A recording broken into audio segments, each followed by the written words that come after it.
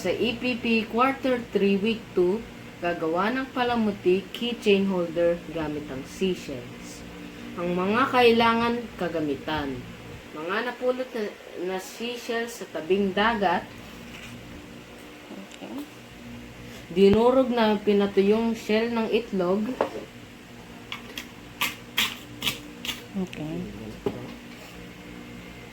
dalawang bote ng plastic, mineral, hihiwain yung sa ilalim, glue stick at glue gun, at keychain holder na merong kasamang magnet.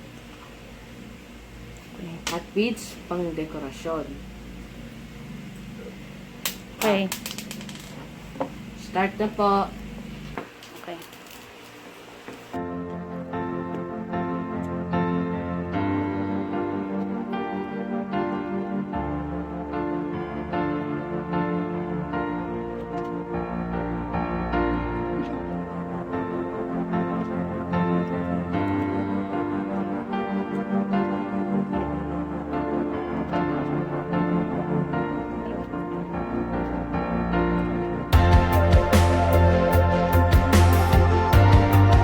Dadagdagan natin ng konting Dekorasyon. ng dahon. Okay. Ayan na, natapos ko na idinikit ang dekorasyon.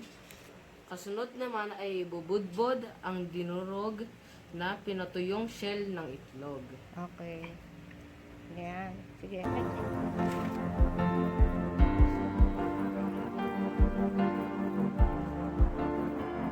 Pan na ito ng ilalim na ginupit ng bote ng mineral. Okay. No, itakip mo muna siya. Okay.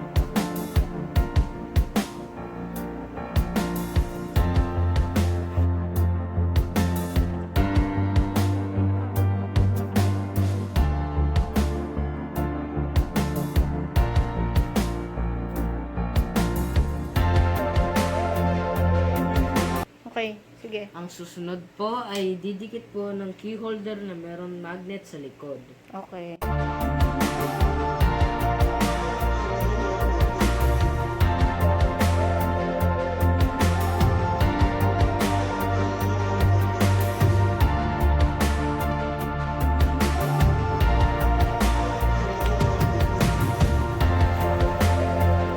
Natapos ko na po ang Palamuti keychain holder ng merong magnet gamit ang Seashells. Okay, patingin. Okay.